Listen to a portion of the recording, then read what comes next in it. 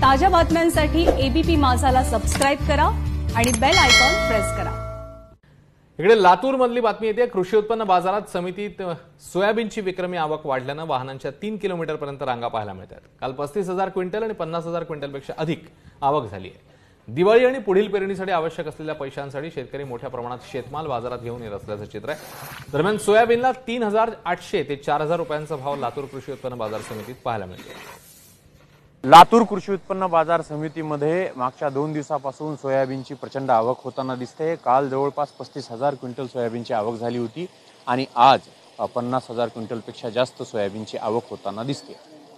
अतिवृष्टीच्या फेऱ्यामध्ये जे अंतिम टप्प्यामधलं जे सोयाबीन होतं ते सापडलं होतं आणि त्यामुळे सोयाबीनच्या उत्पादनावर प्रचंड परिणाम होईल असा अंदाज वर्तवण्यात येत होता। मात्र बऱ्याच ठिकाणी सोयाबीन हे काढण्यात आलं होतं आणि सोयाबीनचा फटका, पावसाचा फटका सोयाबीनला बऱ्याच ठिकाणी बसला होता। मात्र असं असताना सुद्धा काही दिवसात येणारी दिवाळी आणि त्यानंतर पुढच्या पेरणीसाठी आवश्यक असणारा खर्च यासाठी शेतकरी आता बाजारपेठेकडे तो जाताना दिसतोय आणि त्यांनी सोयाबीन मोठ्या प्रमाणामध्ये कृषी उत्पन्न बाजार समितीमध्ये विक्रीसाठी आणलेला आहे। पोलिसांनी वाहनांच्या रांगा व्यवस्थित लावण्यासाठी 3 ठिकाणी बंदोबस्त नेमलेला आहे।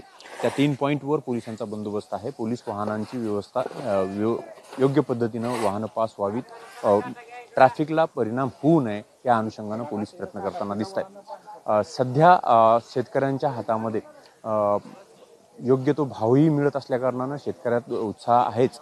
मात्र बी भरण आणि दिवाळीसाठी लागणारा खर्च यामुळे शेतकरी आता बाजारपेठेत हा माल घेऊन येताना दिसतोय। पुढचे 5 ते 6 दिवस अशाच पद्धतीनं बाजारामध्ये माल येताना दिसेल अशी आशा व्यापारी मंडळाकडून व्यक्त होताना दिसते आणि दिवाळीनंतर हा फ्लो कमी होईल।